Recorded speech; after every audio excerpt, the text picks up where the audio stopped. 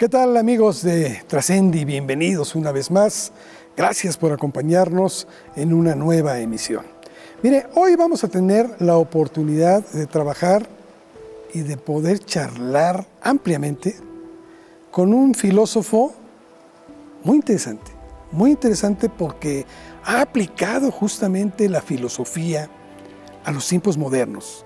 Ha hecho algunas cosas ahí muy prácticas y creo que nos describe cómo es el mundo, lo que podríamos hacer y bueno, las soluciones que él ha encontrado, pero señalando, por supuesto, por los defectos que se tiene. Él tiene, y está charlando con él hace unos momentos, más o cerca ya de 800 conferencias.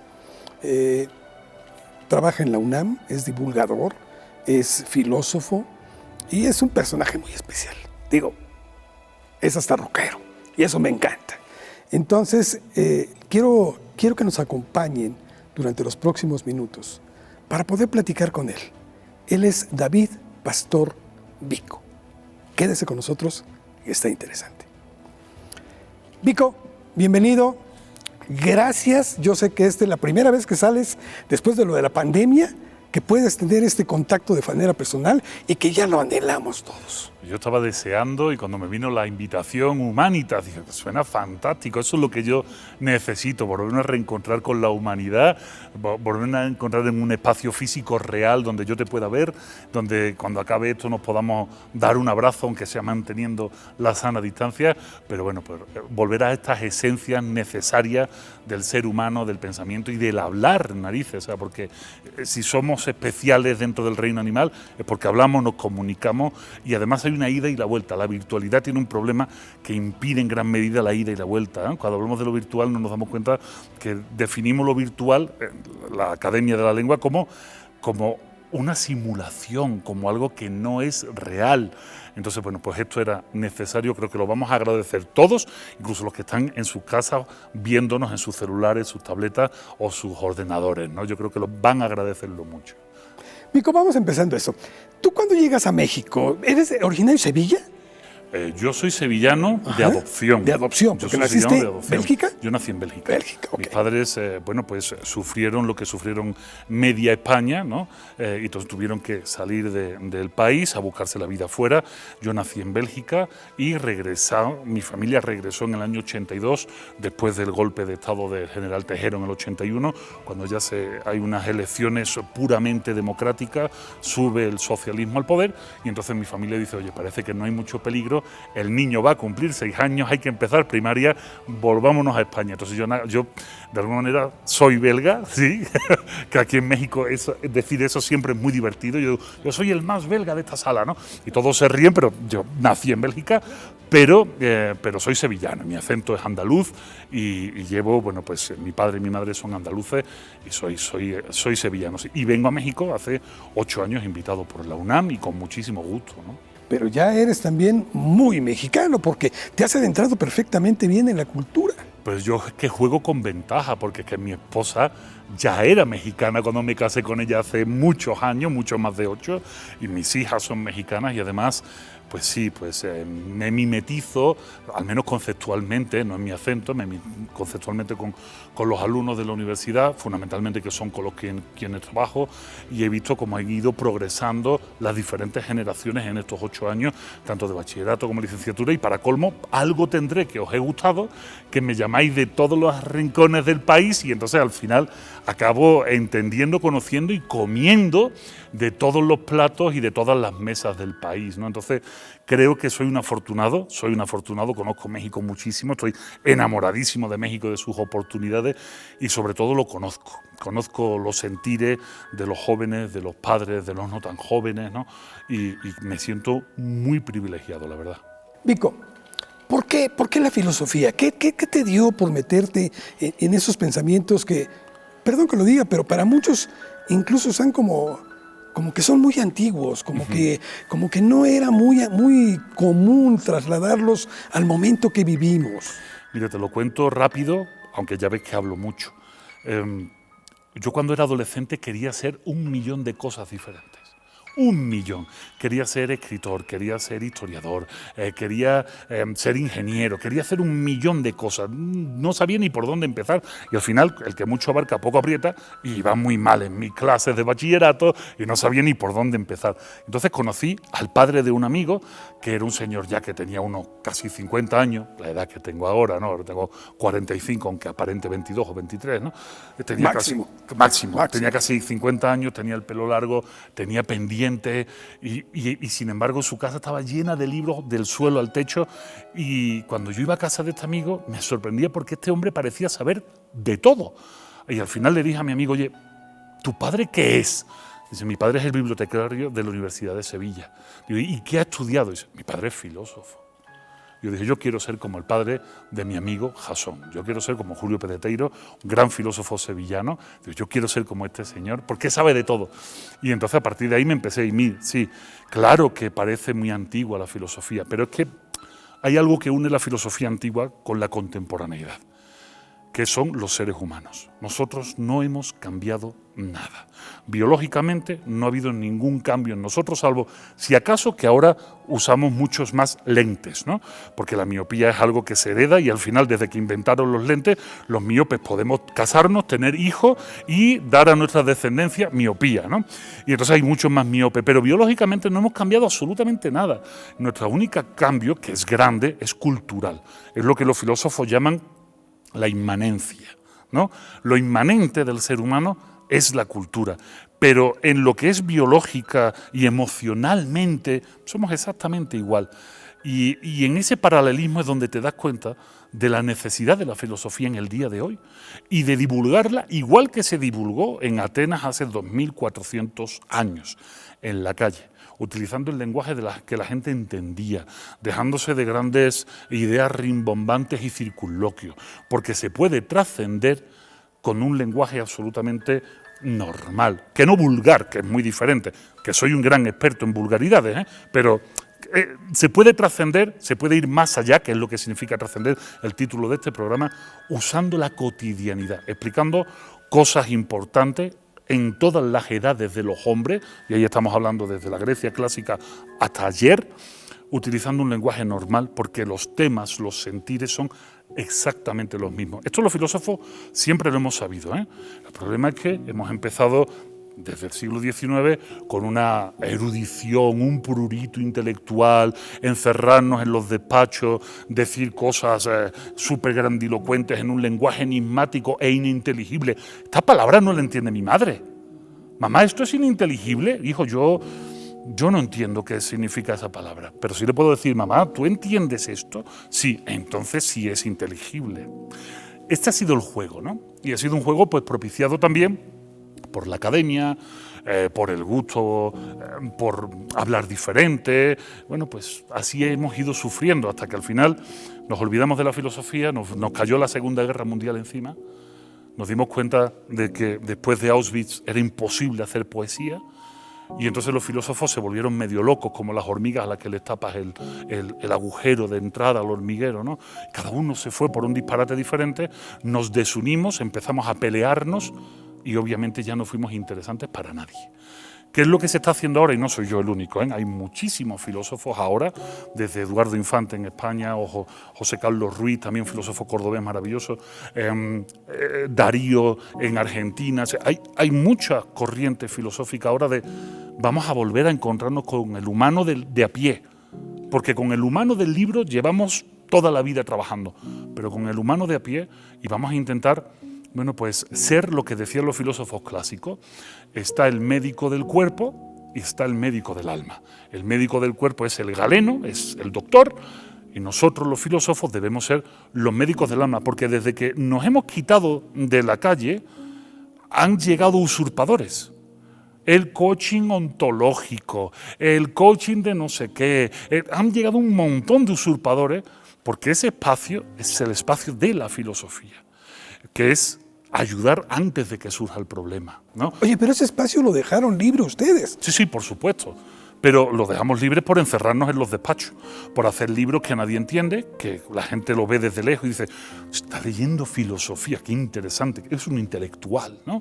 Pero en el fondo, oye, es que la filosofía tiene que analizar el día a día. Recuerdo un libro de Gustavo Bueno, un filósofo español, que se llamaba Telebasura y Sociedad, o sea, un libro que atacaba directamente a Gran Hermano, a Big Brother, porque es que en España salió Big Brother, nos lo quisieron vender como un experimento antropológico y social, ¿de acuerdo? E invitaron a Gustavo Bueno una temporada a estar allí hablando, y después de aquella basura dijo, no, pues yo tengo que escribir un libro sobre telebasura, ¿no? Sin embargo, bueno, fue un éxito de ventas porque había salido él en Big Brother. No porque la gente entendiera para qué sirve un filósofo. Después sus otros libros pues, se murieron de asco, como la mayoría de los libros de los filósofos. Si un filósofo vende 1000 libros, madre mía, es una locura, ¿no? Hay que bajar el balón al suelo, hay que enseñar a la gente a pensar.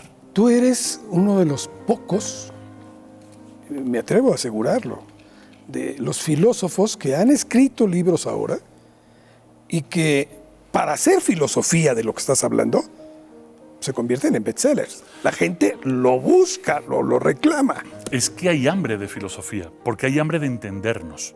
Cuando entenderse se convierte en un negocio, la gente no es del todo tonta y se da cuenta de que le están tomando el pelo, de que se están vendiendo una serie de cursos, que se están vendiendo una serie de libros de autoayuda, libros de, ¿cómo se llama esto fantástico? El mindfulness, todas estas corrientes.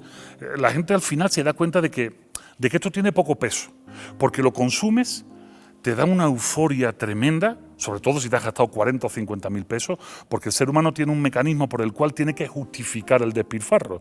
Y entonces, una vez que nos gastamos 40 o 50 mil pesos en un curso de estas características, tenemos que decir que es magnífico, intentamos vendérselo a todos nuestros amigos para no sentirnos demasiado imbéciles, ¿no? Y después, al poco tiempo, te hundes, y porque no tienes sostén. El sostén te lo da la filosofía porque son 2500 años de estudios del ser humano, y no te voy a decir que sea gratis, pero es muy económico. Un libro mío vale 168 pesos. Mi libro no es que te vaya a decir gran cosa, pero te va a indicar otros caminos para seguir.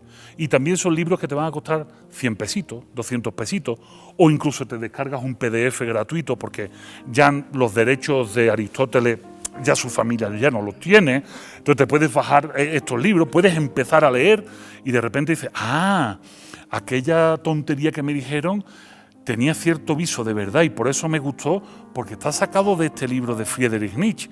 Pero claro, es que para leer a Nietzsche no solo tienes que leer a Nietzsche, tienes que leer a Schopenhauer, tienes que leer a Kant, tienes que leer a Descartes, tienes que leer después la escolástica, tienes que saber que viene de la patrística y finalmente acaba con los socráticos, con Sócrates, Platón, Aristóteles o con los presocráticos. Ese es el mundo real de la filosofía, o sea, es un mundo accesible, con una metodología, pero sobre todo es un mundo que tiene asideros, que tiene asas, mientras que todo lo que ha venido después, porque nosotros hemos dejado los huecos vacíos, eso no tiene asas, eso es business. Que está muy bien, ¿eh? O sea, a mí me encanta ver películas de la Marvel, me lo paso como un enano viendo Thor y viendo las series del Disney Plus o Plus o como le quieran llamar, lo paso muy bien, pero también necesito tener los pies en el suelo y saber pues de dónde vengo, quién soy, entender por qué pienso como pienso. Es curioso, cuando yo hablo de filosofía, una cosa que está teniendo muchísimo éxito, que yo no me lo podía esperar, es unos podcasts que estoy haciendo para un conglomerado empresarial chino que tiene 400 millones de suscriptores. Y han entrado en Latinoamérica y me han pedido, oye, ¿por qué no haces divulgación de la filosofía? Están funcionando increíblemente bien los podcasts y yo lo que intento explicarle a la gente son los rudimentos básicos de la filosofía para que tengan los pies en el suelo y que no los engañen fácilmente. Bueno, pues hay hambre de filosofía, ya hay hambre de verdad, hay hambre de calidad. Ya parece que mucha gente, mucho público, está empezando a darse cuenta de que los influencers, estos ídolos con pies de barro que nosotros hemos subido a todo lo alto, tienen fecha de caducidad porque no tienen fondo. Y el fondo no lo tengo yo soy un divulgador. El fondo lo tiene una trayectoria de 2500 años de gente que sí eran sabios, que sí pensaban, que sí entendían el mundo y sobre todo entendían cómo pensábamos. Ese es el punto. Si eres capaz de traducirlo al español vulgar, entonces tienes una puerta magnífica de difusión de la filosofía. Para mí no hay cosa más maravillosa que dar charlas en la UNAM a grupos de 2000 padres en el CCH Vallejo, en el CCH Azcapo, y que entiendan lo que le estás diciendo y digan, esta es mi primera clase de filosofía, y tiene 30 o 40 años.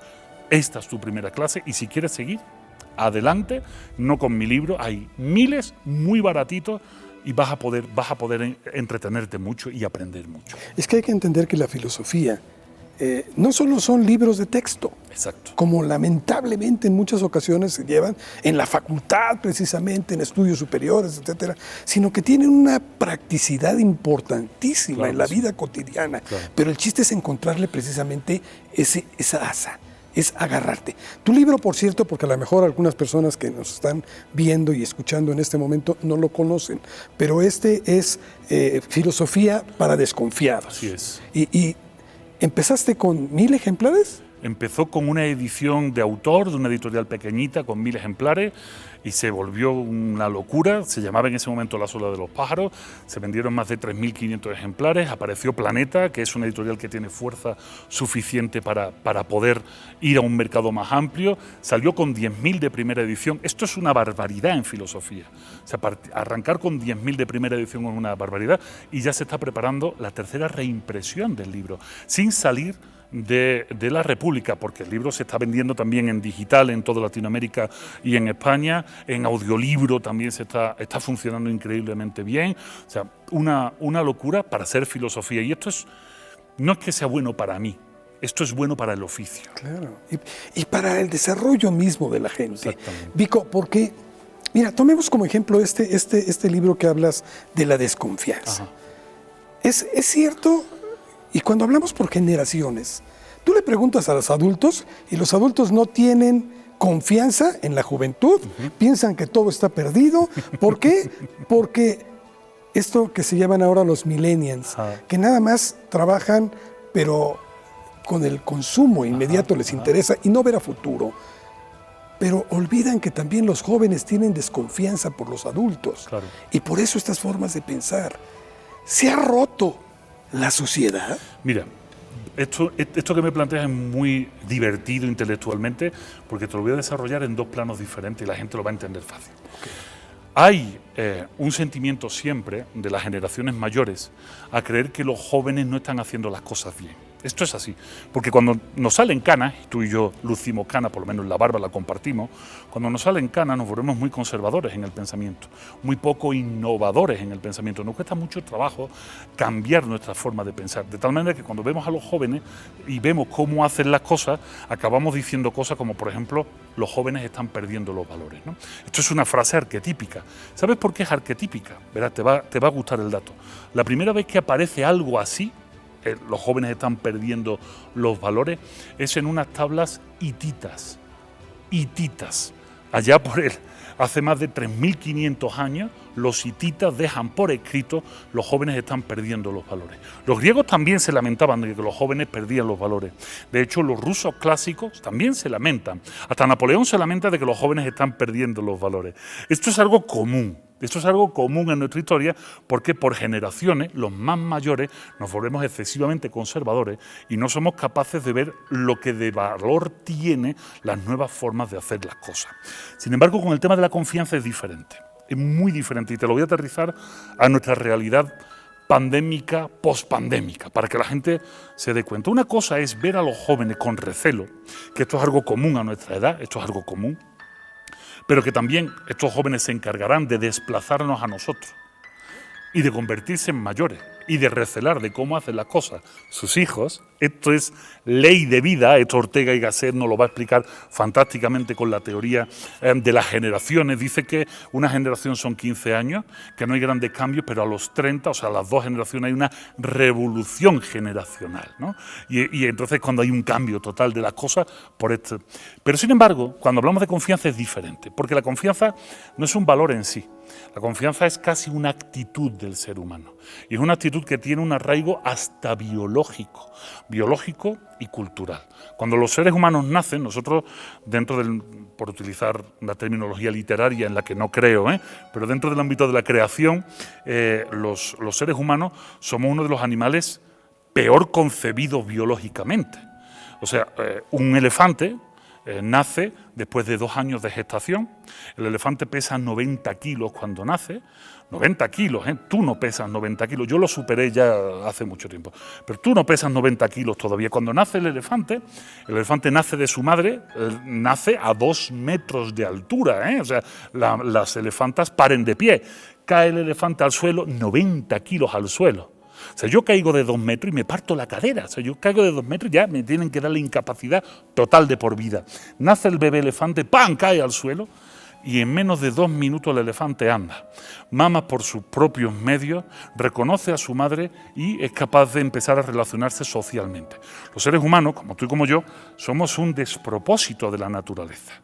Nosotros nacemos totalmente desvalidos y tenemos que vivir al amparo de nuestros padres, en muchos casos hasta los 30 y 40 años. O sea, somos una porquería como especie, hasta los 30 y 40 años. Pero normalmente podemos empezar a socializar a partir de los 2 años de edad, cuando andamos y conocemos los primeros rudimentos del lenguaje. Hasta ese momento el ser humano necesita confiar intrínsecamente en la responsabilidad de sus padres. Intrínsecamente. ¿Qué significa eso? Que los únicos instintos que tenemos el ser humano como animal son solo 2. Los únicos instintos que han prevalecido, instintos animales, son solo 2. El instinto de mamar, nacemos y tal como nacemos, mamamos del pecho que sea. No somos como otros animales, los pájaros tienen una impronta y solo van a aceptar alimentos de sus padres, no de ningún otro. Incluso los padres solo van a alimentar a sus polluelos y si huelen alguna otra impronta que ha dejado o una mano humana que ha dejado, los pueden repudiar y echar del nido, ¿no? Los seres humanos mamamos de donde sea. Esto también se presta al albur si lo quieres ver así. Y mamamos por años y años, ¿no? Bueno, pero los seres humanos mamamos del pecho que sea. Esto permitía en la Edad Media que existieran las nodrizas. Porque cualquier bebé se iba a enganchar al pecho de la nodriza, sobre todo bebés de clase alta, ¿no? Y el otro instinto que tenemos es el prensil de las manos. Un bebé cuando nace, si nace sano, en cuanto le dan los deditos se agarra. Y se agarra con una fuerza que lo puedes levantar en peso. Yo ahora con 45 años no tengo narices de agarrarme en peso y que me levante. Me descoyunto por los hombros, eso te lo aseguro. Pero como especie animal tenemos esa posibilidad. ¿Sabes por qué es?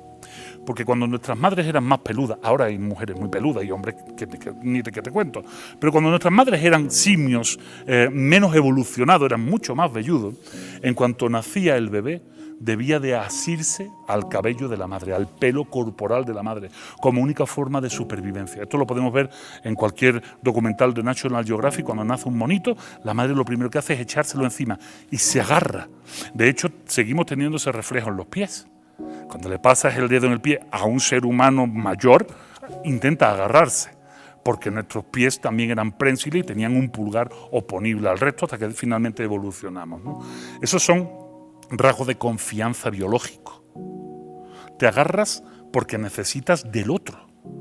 Mamas porque necesitas alimentación de donde sea. Tenemos rasgos de confianza biológica que los llamamos instintos. Y después tenemos rasgos de confianza cultural, apegada a nosotros como seres humanos. Los bebés necesitan de otros humanos, yo lo sé porque he tenido 2 bebés en pandemia, mellizas en pandemia, y necesitamos que las mellizas entren en la guardería para socializar, también para dormir y descansar, pero sobre todo para que ellas socialicen y empiecen a conocer otro mundo que es el mundo de los seres humanos. ¿Qué es la confianza? La confianza yo la defino como el hecho de saber que el otro hará lo que tú esperas que él haga. Así funciona nuestra sociedad.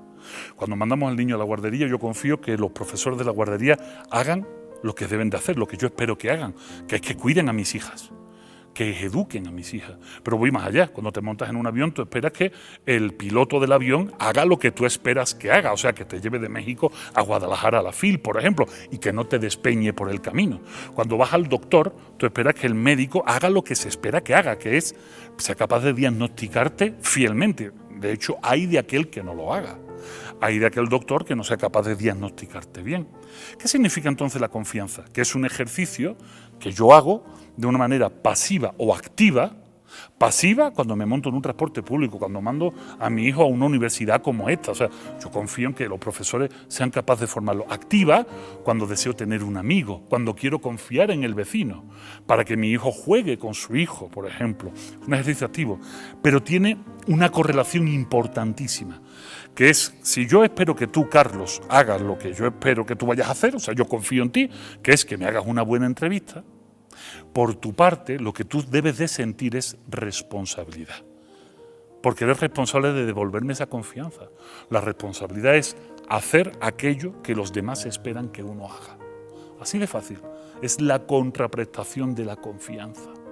En un mundo muy desconfiado, y vamos hacia allá, porque en México, en el año 96, el índice de confianza interpersonal, o sea, el número de mexicanos que confiaban en los demás, superaba el 38%, igual que están ahora mismo en Portugal, o en España, o en Francia, o en Italia, el 38% de la población. Hoy en día, año 2021, estamos en el 12%. Solo el 12% de los mexicanos confían en los demás. ¿Sabes qué significa esto? Que solo el 12% siente mínimamente la responsabilidad. Los otros 88% les vale. ¿Cómo se traduce eso en una situación de pandemia? En esta situación de pandemia hemos estado pidiendo a la sociedad que sean responsables, constantemente. El uso del cubrebocas, el lavado de manos, la sana distancia, quedarte encerrado en tu casa, asumir tu responsabilidad ciudadana. ¿Lo hemos conseguido? No, hemos fracasado estrepitosamente.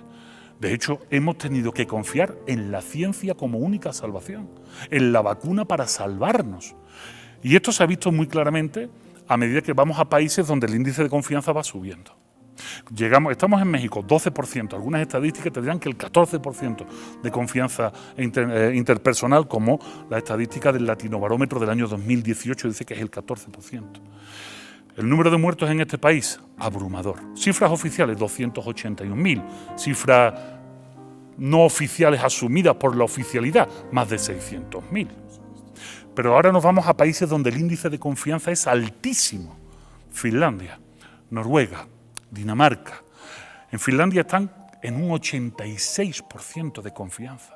El 86% de los finlandeses confía que el otro hará lo que se espera que haga. De tal manera que su nivel de responsabilidad es altísimo. El gobierno dijo, usen cubrebocas, quédense en casa. Es cierto, es cierto. Entiendo que su nivel socioeconómico les permite quedarse en casa. Pero también es cierto de que si mantienen la sana distancia y usan el cubreboca, aunque salgan fuera de casa, reducen mucho. Bueno, pues los casos de mortandad son ridículos. El número de muertos en Finlandia no supera el millar. No supera el millar. También es cierto que en Finlandia hay 11 millones o 7 millones de habitantes. Pero si tuviésemos que hacer una regla de 3 con México, no salen las cuentas.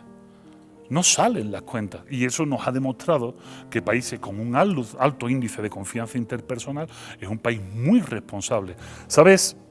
En el año 1968, los estadounidenses empezaron a estudiar el concepto de confianza interpersonal. En el mundo latino nos valió gorro, la verdad, porque tenemos esa sensación de que los latinos somos muy abiertos, que confiamos los unos en los otros. Es mentira. También creemos que somos muy solidarios. Es mentira. México encabeza por la cola el ranking de solidaridad. Somos de los países que menos dona, que menos da al otro de toda Latinoamérica. Aguas. Una cosa es la percepción que tenemos de nosotros, otra cosa es la realidad. En 1968 los estadounidenses empezaron a desarrollar esto. Ellos estaban en un 53% de confianza interpersonal. En el año 68, en plena Guerra Fría, todavía los estadounidenses confiaban los unos en los otros, la mitad de la población. Y dijeron lo siguiente, un país con un alto índice de confianza interpersonal será, primero, un país con una democracia sana. Segundo, un país con un nivel de corrupción política y social baja. ¿Por qué política y social? Porque siempre decimos que los corruptos son los políticos, pero el político es tu vecino. La corrupción no es una cuestión política, es una cuestión social. Porque corromper significa romper con dos. Corrompere. Dos rompen. No uno, dos. Para ser corrupto no basta con uno.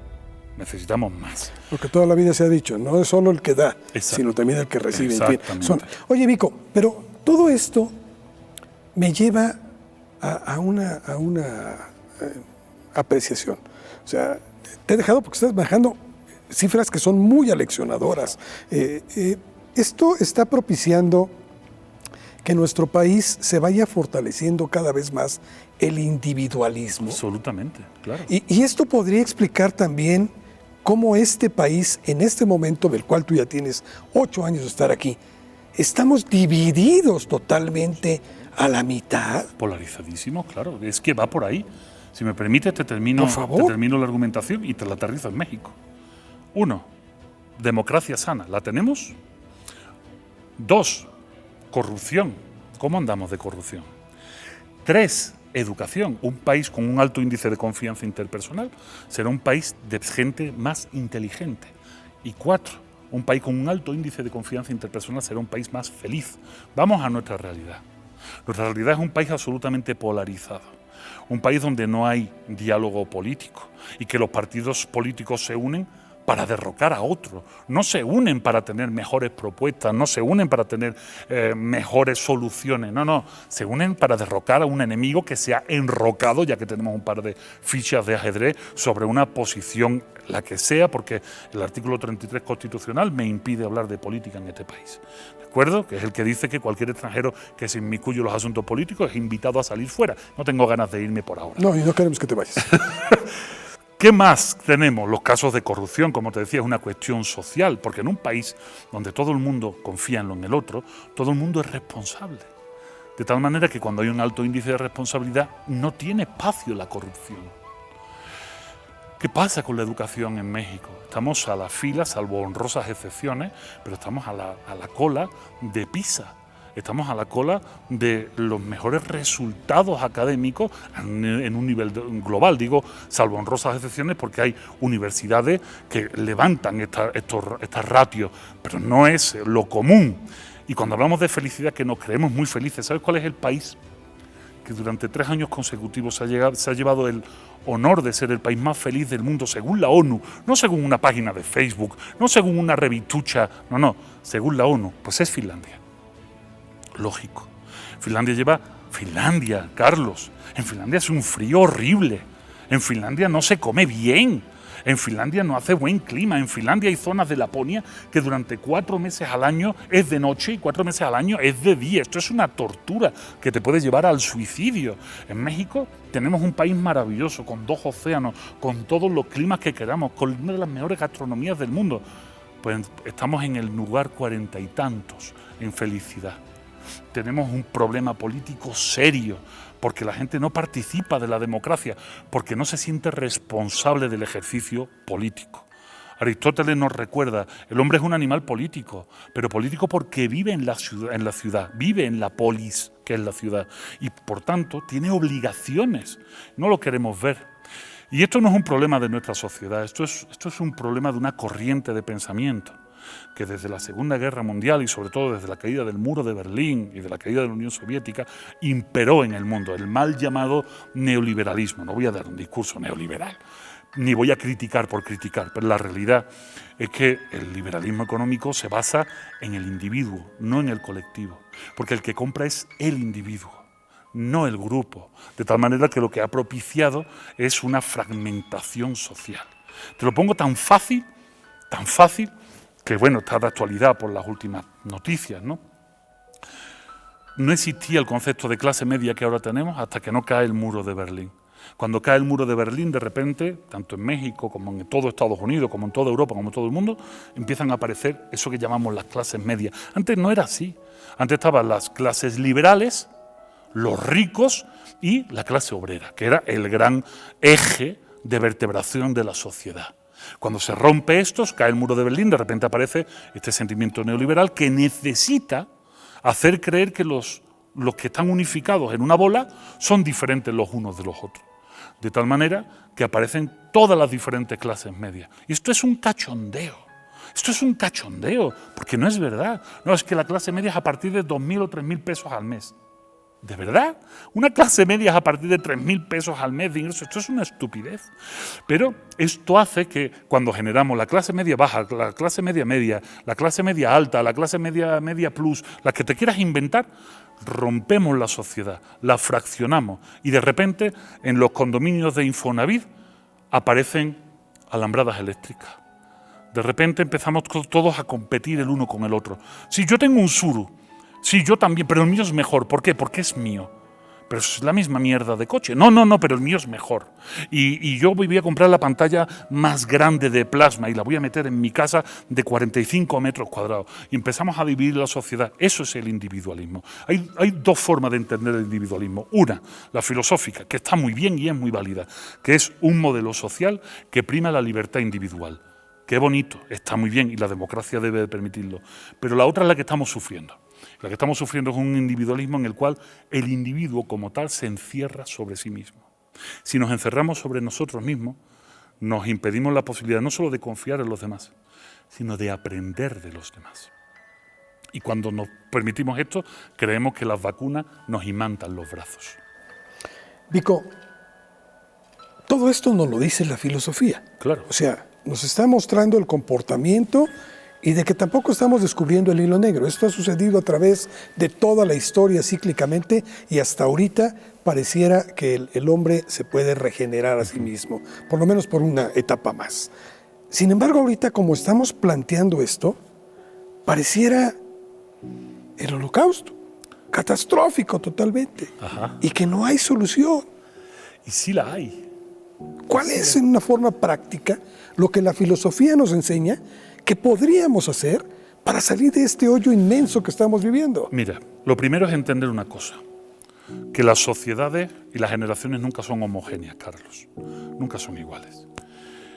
Hay una cosa que hay que entender que se llama el sacrificio. Cuando hablamos de sacrificio, ¿qué significa?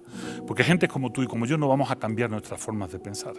O sea que básicamente estamos podridos ya. Nosotros no tenemos solución.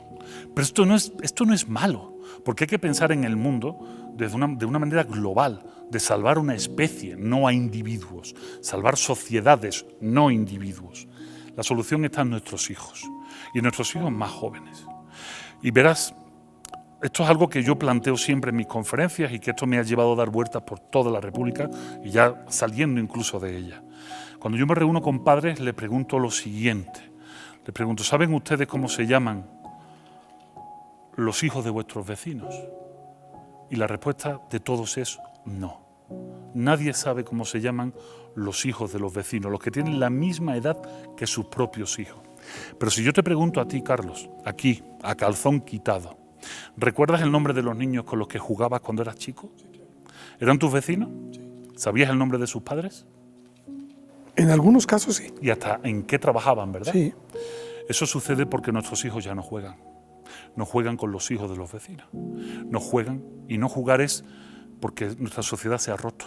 Somos tan individualistas que desconfiamos hasta de nuestros vecinos, que tienen los mismos problemas que nosotros, porque viven en el mismo sitio que nosotros, de tal manera que pertenecen al mismo escalafón social que nosotros, a la misma clase económica que nosotros, y aún así no permitimos que sus hijos jueguen. La forma de empezar a solucionar los problemas que tenemos ahora mismo es permitir, fíjate qué revolución lo que te voy a decir, que nuestros hijos empiecen a jugar con los hijos de los vecinos. Romper esas paredes estúpidas que tenemos, volver a hacernos dueños de los parques donde deben de jugar, volver a hacernos dueños de las calles que antes cortábamos para que los niños jugáramos al fútbol, o calles que se cortaban para hacer las quinceañeras y las kermés y los encuentros vecinales, volver a hacernos dueños de los espacios que siempre fueron nuestros, para que nuestros hijos empiecen a jugar. Decía Platón, 2300 años, no fuerces el juego en los niños, sale de manera natural. Ellos incluso van a poner las reglas que necesitan para poder jugar. Decía Aristóteles, observa el juego de los niños, porque ahí podrás ver para qué son buenos cuando sean adultos y podrás llevarlos por ese camino. El juego es absolutamente fundamental en nuestra especie y en todos los mamíferos, pero en nuestra especie, que es social, es fundamental, porque es en el juego donde desarrollamos la confianza en el otro. Porque tú jugabas con tus vecinos y confiabas en ellos, porque sabías que tu mejor amigo, que era tu vecino, iba a hacer lo que tú esperabas que hiciera. Así de fácil. Pero además, cuando juegas con los vecinos, se abren los espacios de los vecinos, o sea, sus casas, y hacemos que los niños conozcan otras realidades. Ahora mismo solo conocen una, nuestra casa, pero tienen que conocer otras realidades. Conocer otras realidades es conocer otros modelos de familia, y tú lo conocías perfectamente. ¿O acaso tu vecina no te invitaba a comer a su casa, ¿no? Los padres de tus amigos, que eran tus vecinos, te invitaban, y la madre de tu amigo te hacía una quesadilla, y estaba mejor que la de tu madre. Y tú cuando llegabas a casa, tu madre te veía, las madres tienen rayos X en los ojos, y decían, has comido en casa de tu amigo. Sí, mamá, ¿y qué has comido? Una quesadilla. ¿Y cómo estaba? Híjole, solo hay 3 opciones. Si estaba mejor que la de tu madre, ¿se lo decías? Porque si se lo decías, sabías que a partir de ese momento y hasta que tuvieras 60 años, cada vez que fueras a comer a casa de tu madre te iba a decir, a ver si te gusta, y si no, que te la haga la madre de tu vecino, ¿no? Sabías que te acogías a eso. Entonces los niños aprendíamos no a mentir, pero a entender la realidad, a no herir los sentimientos. Eso se llaman habilidades sociales. Hoy tenemos un serio problema de habilidades sociales. Tenemos un serio problema de psicomotricidad. Los casos de dislexia abundan. La dislexia es un problema de falta de psicomotricidad lateral. ¿Sabes lo que es la falta de psicomotricidad lateral? Recibir el balón cuando juegas fútbol. Eso es psicomotricidad lateral. Oye, Vico, pero ahora los juegos son a través de los aparatitos estos electrónicos, etcétera, y se conectan con otras personas, incluso de otros países, ¿no? Pero en realidad nunca saben con quién están jugando, ni terminan de conocerlo. Y nunca son sus amigos. Y los adultos también nos pasamos más tiempo en estas cosas, claro, en la computadora, etcétera. Y tenemos tecnología y conocimientos que nunca imaginamos que íbamos a poder tener tan a la mano. Pero esto no nos ha hecho más inteligentes. Claro que no. Sino más dependientes siempre. Bueno, de hecho hay un estudio ahora mismo, si no me falla la memoria, que es francés, que ha sido publicado hace menos de un año, donde explica que desde mi generación, o sea, como te digo, 45 años, nacido en el año 76, un efecto que se llamaba el efecto Flynn, que es por el cual todas las generaciones son más inteligentes que las que han dejado atrás, pues este efecto se está perdiendo y que ahora mismo las nuevas generaciones están dando un problema de falta de inteligencia, están dando menor tallaje en los test de inteligencia. O sea, las nuevas generaciones están perdiendo inteligencia, pero esto sabíamos que iba a pasar, y sabíamos que iba a pasar porque la inteligencia no se desarrolla solo en un aparato tecnológico. La inteligencia del animal humano se ha ido desarrollando los últimos 200.000 años por el contacto con otros humanos y el aprendizaje con otros humanos. El problema de la tecnología es que para muchos padres ha sido extremadamente cómoda. ¿Por qué? Porque si yo desconfío del vecino, significa que a mi hijo lo tengo que entretener de alguna manera. Y en ese justo momento aparecieron estas tecnologías del entretenimiento que hemos financiado los padres. Entonces nuestros hijos no tienen capacidad para pagar una tableta, una PlayStation, ni la conectividad de Internet, ni la electricidad. Entonces hemos delegado en estas tecnologías sin entenderlas. Pero es que también la culpa la tenemos los medios de educación, porque estamos al rezago de la tecnología. No estamos enseñando desde la primaria, que es lo que deberíamos hacer, el uso de estas tecnologías. No lo estamos haciendo. Y estamos empezando a hacer talleres muy burdos a nivel de bachillerato, quizás en alguna secundaria, sobre el uso de las nuevas tecnologías. No, señor, si es que un niño con 2 años ya tiene una tableta en la mano. Deberíamos de estar enseñando el uso de la tecnología desde las guarderías, desde el kinder, y no lo estamos haciendo. ¿Por qué no lo estamos haciendo? Porque los problemas los intentamos solucionar cuando aparecen, pero ya no es que haya aparecido, es que nos ha desbordado. Y verás, hay dos posturas que son igual de vehementes la una de la otra. Una es la neofilia, el amor a todo lo nuevo. Hay gente que es profundamente neófila, ama todo lo nuevo que ha salido, se compra el último smartwatch, el último teléfono, y además quiere que su casa sea absolutamente tecnologizada. Esto es una estupidez. Nuestro cerebro no tiene esta capacidad y siempre nos vamos a quedar atrás. Y esto genera angustia. Pero también está el misoneísmo. Miso significa la repulsión, ¿no? El odio, y neo, nuevamente lo nuevo, que es esa postura conservadora de creer que todo lo nuevo es malo. Y esto ha pasado desde la imprenta, ¿eh? Cuando Gutenberg dijo, mira lo que he hecho, salió un montón de gente diciendo, no, esto es horrible. ¿Cómo que libros para todos? ¿Cómo que libros para todo? Esto desvirtúa la cultura, ¿no? Esto fue uno de los argumentos que se esgrimió cuando Gutenberg inventó la imprenta. No, lo que necesitamos es aprender. De este agujero salimos con educación, educación, educación. Pero nuevamente la educación requiere un sacrificio. Y no estamos dispuestos, porque creemos que nuestro tiempo es tan valioso que lo despilfarramos viendo series en Netflix, ¿no? Es que es la estupidez a la enésima potencia. Necesitamos hablar más los unos con los otros. Necesitamos más filosofía. Necesitamos darnos cuenta que nuestros hijos son exactamente iguales que los hijos del vecino. Si nos diéramos cuenta de esto, Carlos, tendríamos la solución al alcance de nuestras manos. En Finlandia, nuevamente vamos a el paradigma, ¿no? El ejemplo. En Finlandia se dieron cuenta de eso cuando en el año 1991 cae la Unión Soviética. Fíjate, ellos se dieron cuenta. El gran problema que acuciamos todos fue para ellos el acicate para solventar su problema. Finlandia es un país que solo produce madera y alcohol, por eso tiene unos grados de alcoholismo muy serios. Solo produce vodka y madera, y algo de pesca, pero mínima. Cuando cae la Unión Soviética, resulta que cae su principal comprador. Y dijeron, narices, ¿y ahora qué hacemos? ¿De qué vamos a vivir? Porque lo único que tenemos aquí es frío y finlandeses. Y entonces dijeron, oye, ¿y si apostamos por nosotros? ¿Y si apostamos por los finlandeses? ¿Y eso cómo se hace? Educación, educación y educación. Un pacto de Estado inviolable por la educación, por el cual no se toca la educación jamás, y lo único que se hace es aportar cada año más dinero a educación. ¿Y cómo funciona esto? Pues se dieron cuenta que lo primero que tenían que hacer era respetar que el niño jugara. En Finlandia no se empieza la educación primaria con 6 años, se empieza con 7, porque lo que se intenta es que el niño sea niño el mayor tiempo posible, y además que sea niño el mayor tiempo posible con otros niños. De tal manera que cuando entran en la primaria, durante 4 semanas lo que se hace es jugar, potenciar los vínculos de hermanamiento, de confianza, de socialización.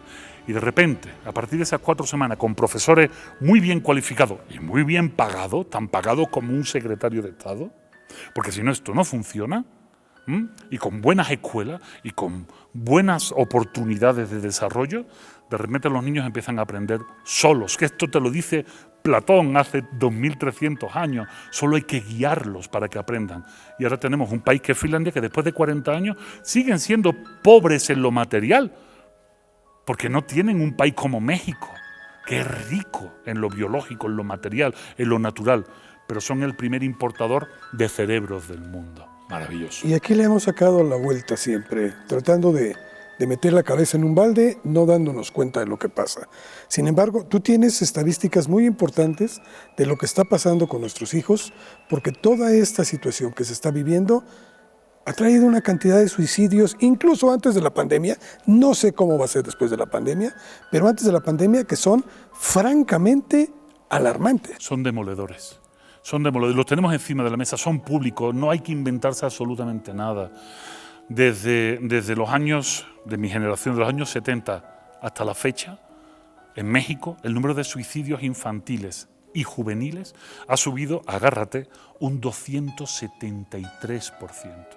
273%. Son cifras oficiales, esto no me lo invento. Esto cualquiera que tenga un poco de curiosidad lo va a encontrar. Ahora mismo tenemos en México un nivel de depresión infantil y todavía no tenemos datos de la pandemia. O sea, no tenemos datos pospandémicos, estos son datos prepandémicos.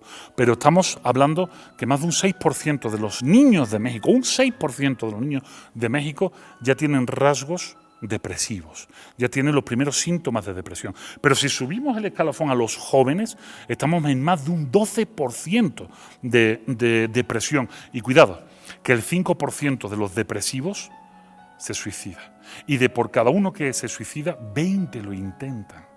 Estos datos los sabemos, aunque no se hagan públicos porque pues hay una serie de normas deontológicas. Estos datos que yo he dicho sí son públicos. Hay otros datos que no se pueden hacer públicos, que son los datos duros de suicidio por plantel en universidad. Esto no se debe decir simplemente porque puedes estar viéndonos algún chico con problemas, alguna chica con problemas, y lo que va a decir es, ellos lo han conseguido. Ellos no van a darse cuenta de la tragedia que es el suicidio, porque el suicidio no es un acto de voluntad, es un rasgo de una enfermedad, es una patología de la enfermedad.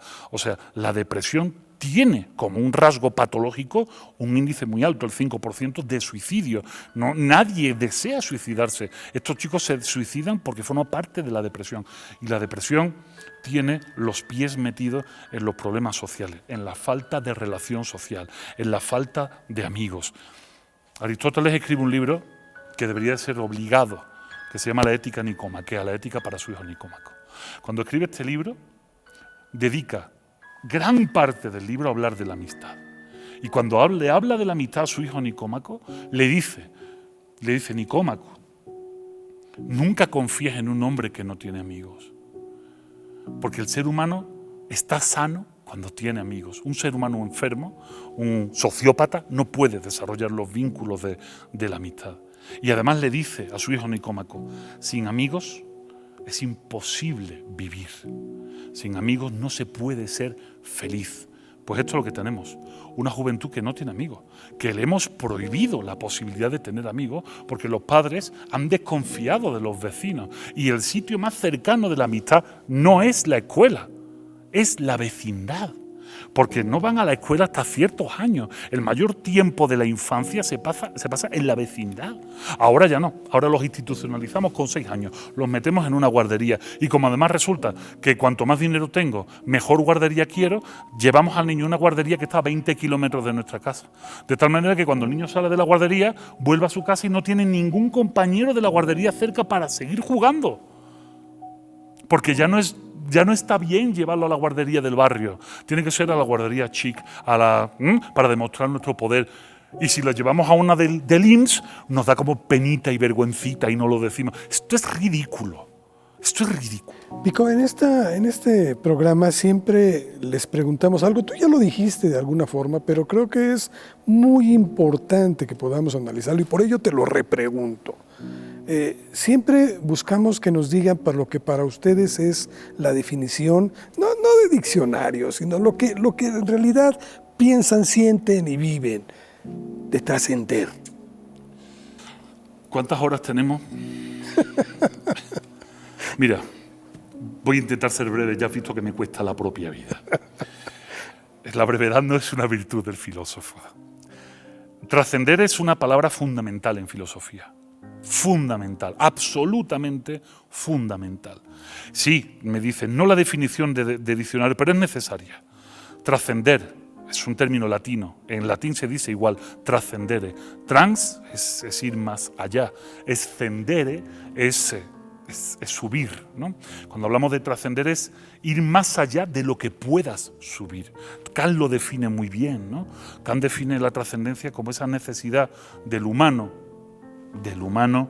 consciente de que es humano, no del humano borrego, que nos diría Nietzsche, que no se da cuenta de qué va la vida y se las pasa viendo series en televisión y consumiendo y sin darse cuenta de lo que es la vida, ¿no?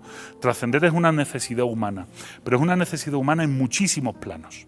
En el plano biológico, nuestra necesidad de trascender como especie es de ir más allá de nuestra propia limitación biológica, de nuestra propia vida. Por eso tenemos hijos. Porque nuestra naturaleza nos impulsa a ir más allá de nuestra propia vida. Nuestros hijos, mis hijas en mi caso, es mi trascendencia y de mi esposa. Ahí he trascendido el plano biológico. Pero trascender también es ir más allá de mis propias limitaciones. Y trascender es dejar algo, dejar algo. Y como especie lo hemos hecho. Dejamos cultura, por eso a eso lo llamamos la inmanencia. Lo inmanente es de lo que todos podemos compartir.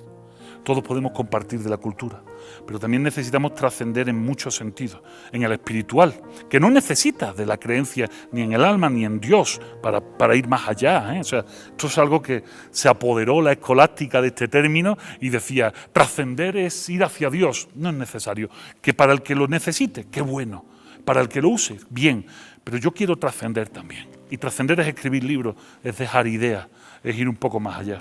Pero hay algo mucho más importante. Trascender también es darnos cuenta de que no estamos solos. Trascender es algo que no estamos haciendo como especie. Y esto es el diálogo de los próximos años. Y digo años y no siglos, porque si no lo afrontamos en años, no habrá siglos. Me explico. Trascender es permitir a nuestra especie seguir desarrollándose, permitir a la humanidad seguir generando cultura, tecnología, arte, ir más allá de las estrellas, ir más allá de nuestro sol, hacer nuestro cometido biológico, que es seguir expandiéndonos como especie, o como virus, que decían en Matrix, pero seguir expandiéndonos como especie. El planeta se nos quedó chico. El problema es que nosotros mismos estamos limitando esta posibilidad. Estamos acabando nuestro planeta por individualistas, por idiotas en el sentido griego. En Grecia, ser un idiota significa ser un egoísta que no se inmiscuye en lo social. Eso significa ser idiota. Qué gran palabra, idiota. Y trascender significa darnos cuenta de que si queremos trascender realmente, no lo podemos lograr solo. La forma de trascender del humano es trascender con los demás. Es permitir a las próximas generaciones que sigan existiendo. Y esa posibilidad está ahora mismo en nuestras manos. No lo estamos haciendo. Tenemos los casos de la Agenda 2030 de la UNESCO, que no estamos entendiendo realmente lo necesario que es que esto se implante a todos los niveles de educación y de política y de sociedad. Y si seguimos así tan cerrados y tan egoístas, vamos a impedir que nuestros hijos y nuestros nietos trasciendan, que cumplan su función como especie. Entonces, claro, es una palabra vital en la filosofía, vital en mi planteamiento de vida, que decía Ortega y Gasset. Ortega nos dice que tenemos que tener un proyecto vital, y el proyecto vital no pasa por el individualismo, pasa por la sociedad. Todo lo que hemos hablado, problemas, esperanzas. Vico, ¿eres optimista de lo que pueda venir? Mira, eso es una pregunta muy personal. Te la voy a contestar. Ya le he contestado alguna vez. Depende del día, Carlos. Yo soy humano, muy humano, que decía Nietzsche en su libro Humano, demasiado humano. Conozco mis limitaciones y conozco mis estados de ánimo. Hay días que soy brutalmente optimista. Hoy me siento optimista.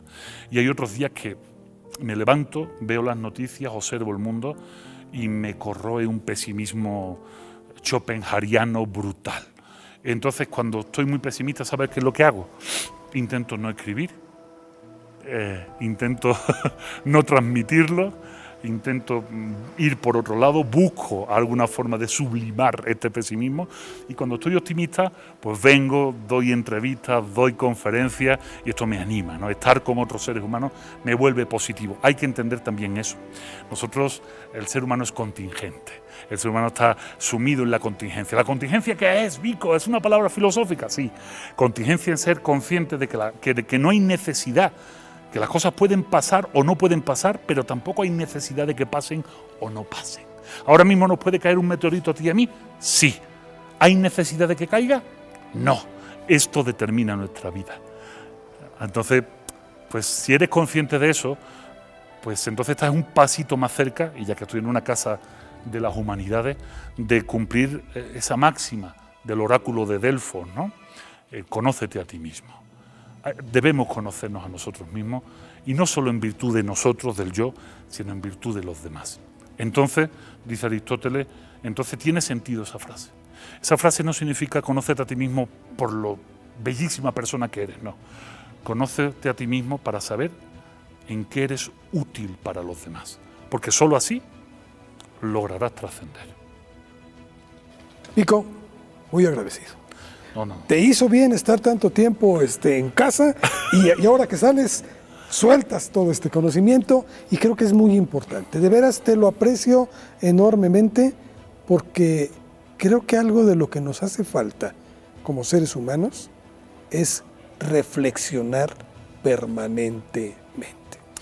Tienes toda la razón, gracias por permitirme esta incontinencia verbal, pero sobre todo reflexionar permanentemente, pero no solos, Carlos. No permanezcamos solos. Ya hemos estado solos mucho tiempo, obligados por las circunstancias, por la contingencia, que no era necesario que ocurriera, pero sucedió. Ahora lo siguiente es, salgamos a la calle, reflexionemos juntos y veamos cómo arreglamos este desaguisado. La solución está en la puerta del vecino. Tóquele. Creo que juntos podemos todavía arreglar, no el país, el mundo entero. Vico, gracias. Gracias, Carlos. Gracias. Pues hasta la próxima. Los dejamos con estas reflexiones. Gracias por habernos acompañado. Esto fue Trascendi.